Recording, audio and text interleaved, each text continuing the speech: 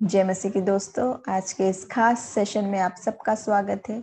आज हम विशेष बात करेंगे और प्रार्थना करेंगे कोरोना वायरस बीमारी के लिए। प्रभु हम सबको इससे सुरक्षित रखे, अपने पंखों के तले सुरक्षित रखे, और जितने लोग बीमार हैं, जिस इस संक्रमण से ग्रसित हैं, उन सबों को प्रभु चंगाई दे। जितने लोगों ने अपने प्रियजनों को खो दिया, उनको भी परमेश्वर अपनी शांति दे, क्योंकि वो ऐसी शांति देता है जो मनुष्य की समझ से बाहर है। और खास प्रार्थना उन लोगों के लिए जो आज डरे हुए हैं, डिप्रेशन में है, निराशा में है, परेशानी में है, क्योंकि बहुत स्वाभाविक बात है, आप और हम आज जब भी अपने फोन उठा रहे हैं, टीवी खोल रहे हैं या न्यूज़पेपर देख रहे हैं, तो सब में विनाश की खबरें हैं, मृत्यु की।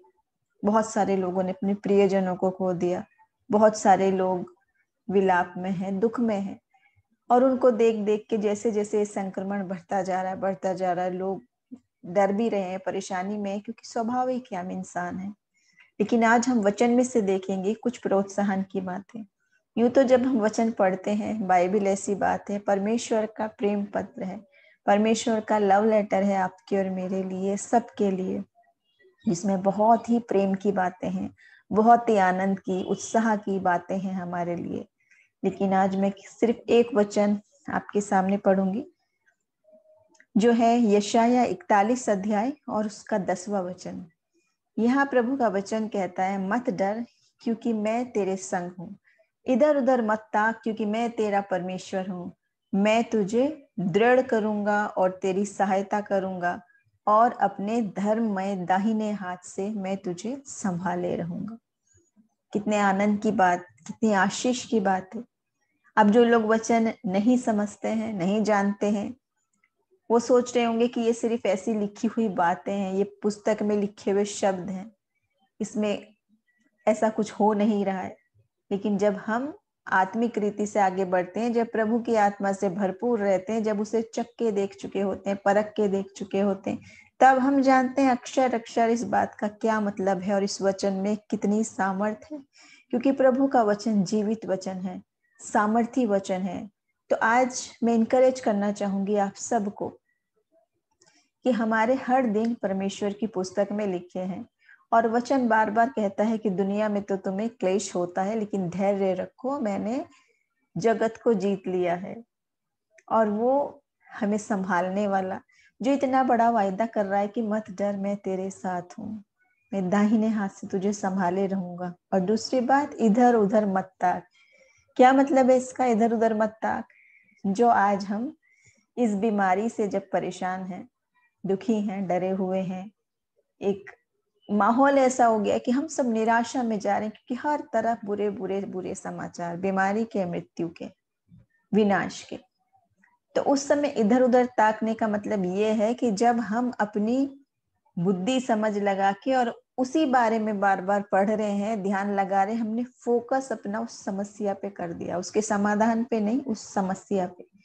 हम जान चुके हैं, पिछले पूरे साल हम उस बात से जान चुके हैं, उसके बारे में हम सब जान चुके हैं, और हमें वचन भी बताता है। जब हम वचन देखते हैं, ओल्ड टेस्टामेंट में ये सारे प्रिकॉशंस तब से लिखे हुए हैं, तब से है क्वारंटाइन की बात, तब से है संक्रमण ना फैले इसकी बात, की हमें मरीज को अलग रखना है, क्या क्या करना है। आप देखिए वचन में ये बातें तब से है, महामारियों के समय। तो हम वो सब तो प्रिकॉशन कर रहे हैं, लेकिन आज इधर उधर ना ताक का मतलब है जो हम सारे वक्त सिर्फ एक ही चीज पे फोकस लगाए हैं, उसकी जानकारी लेने के लिए। कितने मर रहे हैं, कितना क्या हो रहा है, ठीक है, हमें वो ज्ञान होना जरूरी है, हमें वो जानकारी होना जरूरी है, पर इतना नहीं कि हम उसमें पूरी तरह उसमें इतने डूब गए, इतने केंद्रित हो गए कि हमने समस्या को बड़ा बना दिया। और जो सब कुछ जानने वाला, संभालने वाला, सर्वशक्तिमान परमेश्वर हमारे साथ है, जो वचन में बार बार कह रहा है, मत डर, मैं तेरे साथ हूँ, उसको हम साथ में नहीं देख पा रहे। हमें लग रहा है हम अकेले हैं, क्योंकि हमारी आत्मिक आंखें बंद है, हमारे आत्मिक कान बंद है, और हम देख नहीं पा रहे हैं कि प्रभु हमारे नजदीक है, हमें संभालने के लिए है। देखिए आज ये जो महामारी है, इसमें बहुत सारे लोगों ने अपनी जानें खोई, बहुत से प्रभु के जन भी उठा लिए गए। लेकिन हम जानते हैं, जो वचन पढ़ते हैं, जो समझते हैं, वो जानते हैं, जैसे पौलुस कहता है, मेरा जीना भी मसीह और मेरा मरना भी लाभ है। क्योंकि वो दुनियावी दृष्टि में लगता है कि वो मृत्यु हो गई, लेकिन प्रभु हमें बता रहा है कि चाहे मैं मौत की तराई में से, वादियों में से होकर गुजरूं तो भी नहीं डरूंगा, क्योंकि तू मेरे साथ रहता है। तेरे सोंटे और तेरी लाठी से मुझे शांति मिलती है। यानी कि जब हम विश्वास में ऐसे हैं, प्रभु को सचमुच में आत्मिक रीति से महसूस कर रहे हैं, चक्के परख के देख चुके कि वो नजदीक का परमेश्वर है, दूर का नहीं, जीवित परमेश्वर है। ऐसा नहीं है, वचन कहता है कि मेरे हाथ ऐसे छोटे नहीं मैं उद्धार नहीं कर सकूं, मेरे कान ऐसे बहरे नहीं कि मैं सुन ना सकूं। जीवित परमेश्वर है, नजदीक का परमेश्वर है, जो कह रहा है तेरे साथ हूं, मत डर, इधर उधर मत ताक। तो आज इंटरनेट पर, गूगल पर इधर के नुस्खे उधर के नुस्खे, पूरे आपके ऐप्स भरे पड़े, दिन भर आपको यही मैसेज आते रहते हैं सब तरह की बातों के, कितने मर गए, कितने क्या क्या इलाज है दुनियावी बातों में। लेकिन प्रभु जब हमारे साथ है तो हमें कोई भय नहीं, यहाँ तक कि मृत्यु का भी भय नहीं। वो कब तक है हमारे साथ? क्या वायदा कर रहा है यीशु मसीह? मैं जगत के अंत तक तेरे साथ हूँ, ना तो मैं तुझे छोड़ूंगा और ना त्यागूंगा। और परमेश्वर चाहता है कि हम यहाँ भी बहुतायत का जीवन पाए और वहां भी बहुतायत का जीवन पाए। मैं इनकरेज करना चाहूंगी आज उन लोगों को जो निराश हैं, जिनके प्रियजनों को बचाया नहीं जा सकता, जो प्रभु में सो गए। वचन क्या कहता है कि वो फिर भी जीवित हैं, और क्योंकि यीशु मसीह उनके लिए वो राह तैयार करने गया है। इसके विषय में मैं आपको एक गवाही बताना चाहूंगी कि एक बार ऐसा हुआ कि एक प्रभु के जन गए सब जगह विजिट करने, प्रार्थना करने। वहां पर एक परिवार ऐसा था जो वाइफ हस्बैंड दोनों अंधे थे, वो देख नहीं सकते थे।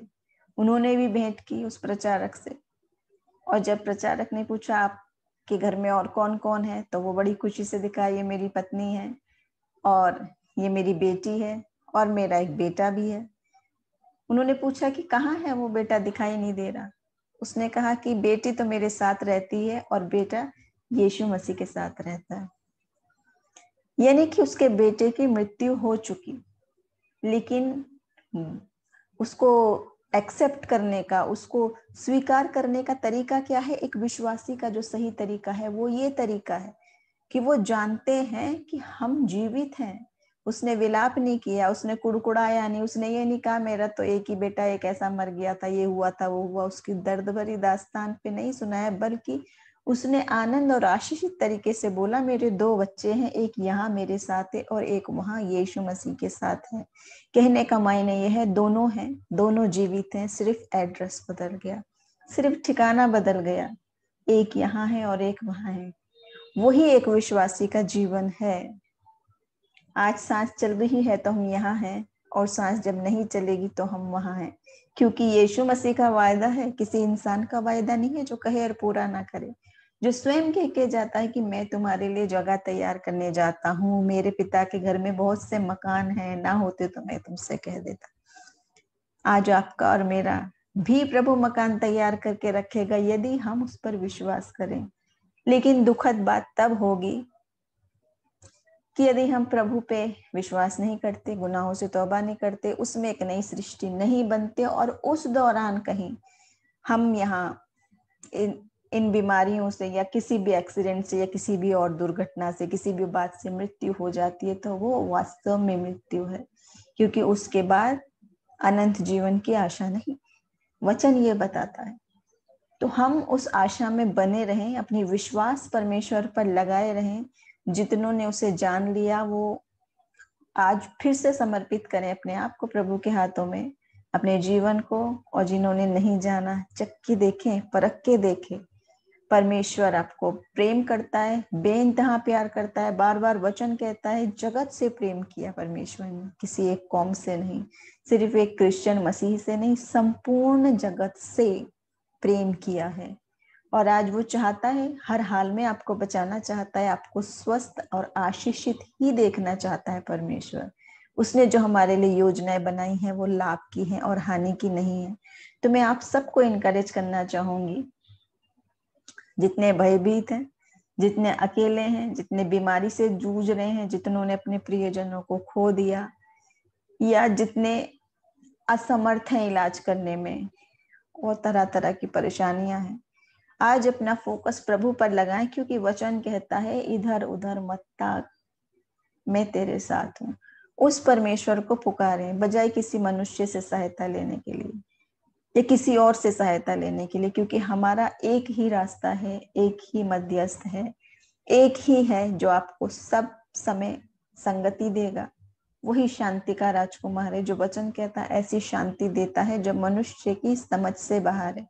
तभी आप देखते हैं बहुत सारे लोग सारे सब अड़चनों परेशानियों से गुजर जाते हैं और फिर भी विश्वास में मजबूत बने हुए खड़े रहते हैं, फिर भी जीवन में उनके शांति रहती है, फिर भी उनका एटीट्यूड पॉजिटिव रहता है, फिर भी वो निराशा में डिप्रेशन में नहीं जाते, सुसाइड की बातें नहीं सोचते। क्यों?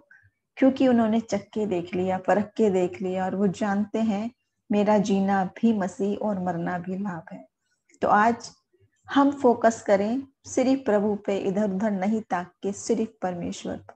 अब हम प्रार्थना में जाएंगे और हम चाहते हैं कि आप जितने भी लोग हमारे साथ शामिल हों, जो चाहे ये अभी देखें, चाहे वो बाद में रिकॉर्डेड देखें या जहां भी शेयरिंग देखें, हम सब मिलकर प्रार्थना करें प्रभु से। वचन भी कहता है अपने दिल की बातों की चर्चा जल की धारा की नहीं उंडेल उंडेल कर मुझसे किया करो। परमेश्वर चाहता है कि हम अपनी सारी बातें बताएं, अपना डर, अपनी परेशानी, अपना दुख। वो हमारे एक एक आंसू का हिसाब रखने वाला परमेश्वर है। वो शोक को आनंद में बदलने वाला परमेश्वर है। वो दुख को शांति में बदलने वाला परमेश्वर है। वो हर क्लेश में हमारे साथ रहने वाला है, कभी नहीं छोड़ने वाला है। धर्मी पर विपत्ति पड़ती तो है, वचन कहता है, लेकिन प्रभु से बार बार सहारा दिया करता है, उठाया करता है। तो आज जैसे उस नाव में यीशु मसीह की मौजूदगी थी और वो चेले जो थे, वो तूफान आया, आंधी आई, वो डर गए, वो भूल गए हमारे साथ कौन है, और वो कहने लगे हम तो डूब रहे हैं, डूब रहे हैं। और यीशु मसीह ने क्या कहा? खड़े होके सिर्फ आंधी तूफान को आज्ञा दी, डांटा और वो थम गए। तूफान थम सकता है उस मसीह की आवाज से। वही यीशु मसीह आज भी हमारे साथ है। हमें लग रहा है कि वो शायद सो गया, वो शायद सुन नहीं रहा, वो शायद देख नहीं रहा, वो शायद हमारी सुध ही नहीं ले रहा, लेकिन प्रभु हमें नहीं भूलता। वो प्रतिपल हमें संभालने वाला और हमारे साथ रहने वाला परमेश्वर है। आज अपने मन की सारी पीड़ा को, दुख को, परेशानी को, चिंताओं को उसके आगे रखें।